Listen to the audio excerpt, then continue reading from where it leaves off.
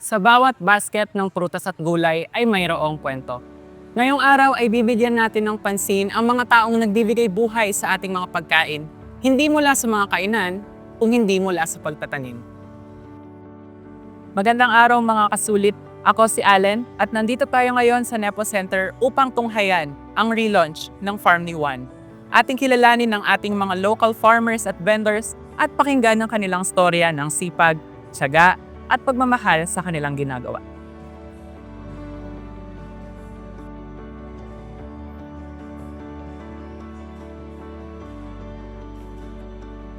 Bawat pagtatanim ay may pinagmulan at may mga pagsubok na pinagdadaanan.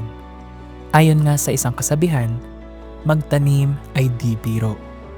Ngunit sa kabila nito, nandito sila ngayon upang ibahagi at ibenta ang mga tanim na maiging pinaghirapan at pinaglaanan ng oras.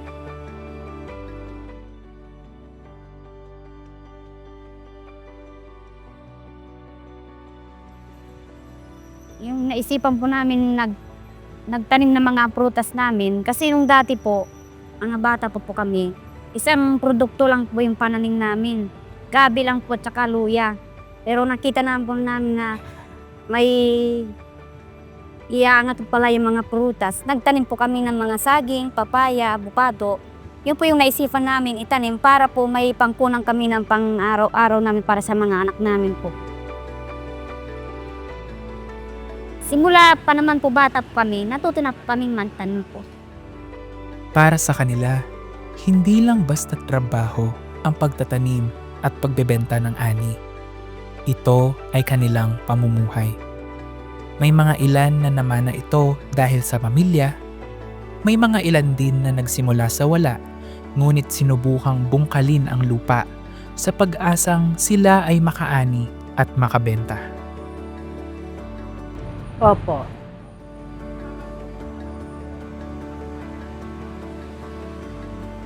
Opo, yun malaking tulong po. Paano po siya nakaka? Yung halimbawa po na nagtanim kami ng mga luya, ganyan. Kasi isang taon po yan. Ngayon, yung ginagawa po namin, sasabayan po namin ng mga gulay-gulay. Yung pangmadalian lang po.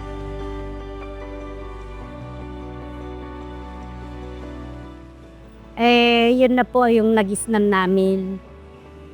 O, lalo na kadalasan po yung mga doon, medyo yung hindi nakapagtapo.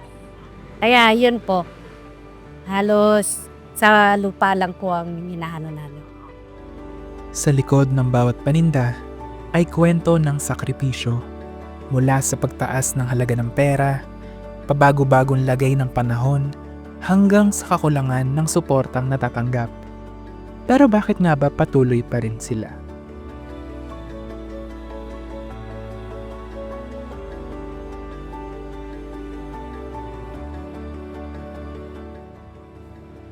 Nagpapasalamat po ko sa Farm ni Juan na medyo lumulong po yung kita namin po dito sa Farm ni Juan na nagkaroon kami po ng pwesto. Hindi po katulad ng dati na nagtitinda po kami sa ibang lugar. Pinapalis po kami, hindi po kami kumikitang maayos, ganun. Tapos nababasa po kami, yung mga tinda namin, nasisira. Inuuwi lang namin, nasisira. Kaya dito po kami talaga nagpapasalamat. Malaki ng bagay po sa amin yun. Ayun po, pag summer naman po, doon lang po kami nahihirapan. Pag summer, hindi kami gaan nakakaani ng sapat na kalakal na ganyan sa amin. Dahil mainit. Pag ganito lang yun ang maging okay yung... Paano po kapag kunwari malakas naman yung ulan? Hindi naman po nasisira po yung namin. Kaya lang po, pag nagbababa po kami ng kalakal namin, yung daan namin, sira po yung daan namin. Doon lang po yung nasisira yung namin mga... Binababa namin po pag umulan.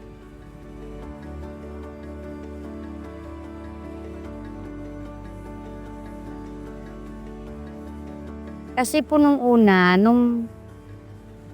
kabataan po namin, hindi pa po gaano nag-aari yung mga magulang namin. Nadanasan namin po yung hirap. Yung minsan lang kumain sa isang araw. Minsan, gabi na lang, ganun, kakain ka. Tapos, kaya po naisip namin na kailangan magtanim kami para makita namin yung katulad po niyang kunat. Tingnan mo sila kung nagtitinda sila, nagsatsaga sila. Kaya yun po yung naisip namin. Hindi lang yung unat lang yung marunong magtinda. Kailangan matuto rin kaming maghiharap sa tao na magtinda, ganyan. Ang bawat ani na kanilang binebenta ay bunga ng oras at pagod.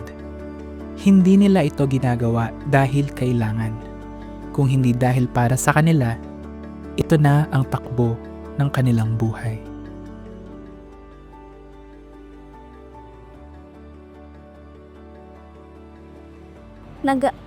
Nagtatanim po ako ng ng prutas ko saka po mga saging po.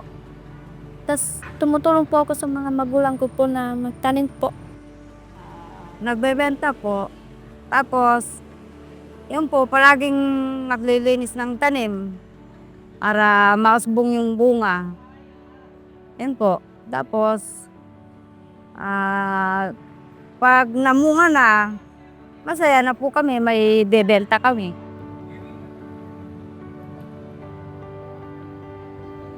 Yung minsan po mahirap po kausapin sila pag tumatawad po sila ko. Nahihirapan po kami po. Pag inaanilan po yung mga prutas ko, lalo po kami nahihirapan. Pag bumababa kami ko dito po, lalo di ko nahihirapan din. Maraming karanasan dahil ako, tumanda na ako sa pagbebenta. Maraming karanasan. Kung hindi ka marunong magtinti, makikipag-away ka talaga. Kailangan magdagan mo yung pagtitinti. Para magtagal ka sa ganyan, pakikisalamuha sa mga kapwa-tao. Yun lang, per. Kailangan ng pasensya. Kailangan na pasensya. Pero sa kabila ng lahat, ito ang nagpapalakas sa kanila. Isang ngiti, isang pasasalamat, isang abot ng pera, isang suking bumabalik. Dito umiikot ang puso ng bawat taong nagsusumikap na ibahagi ang kanilang mga tanim na maingat at taus-pusong inaani. Malaking tulong po sa amin yung farm ni Juan. Simula po na dinala po nila kami dito, malaking bagay na po sa amin. Kaya kami po ay nagpapasalamat dahil binigyan po nila kami ng pinagkakakitaan na pwesto. Kaya nagpapasalamat kami sa farm ni Juan po. Malaki rin po yung naitutulong ko niya, lalo na po dito ngayon. Malaking tulong po yung ginagawa nila sa amin na binibigyan po kaming dito, pwesto na hindi naman po kami pinapabayad sa pwesto. Malaking tulong po sa amin yun kasi maraming tumutulong sa amin dito. Yun po, yung kinikita namin, sapat na yung namin kasi kahit na yung sinasabi niyo po kanina, kahit naulit ko na lang yun, kahit tumatawad sila. At least parang nasasayan na rin kami na tumawad sila, ganyan, dagdagan namin. At least, kita, tsaka medyo nauubos din naman yung tinda namin.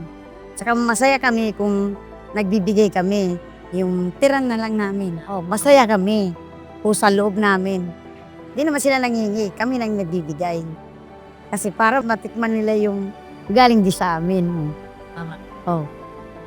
Nagpapasalamat po din kami po kasi po binigyan po kami ng pwesto po. Saka po hindi po binabayaran po. Nakakatulong po sa amin pag nagtatanim kami. Siyempre, pag may nabenta kami dito, may pambili kami ng pag financial sa pagtatanim. Lang po. Kaya nandito ang Nepo Center upang patuloy na magbigay ng espasyo sa ating mga lokal na magsasaka. Katulad na lamang nitong Farm ni Juan tuwing weekends. Lagi nating tatandaan mga kasulit, na sa bawat suportang binibigay natin sa kanila, tayo ay nagiging bahagi na rin ng kwento nila.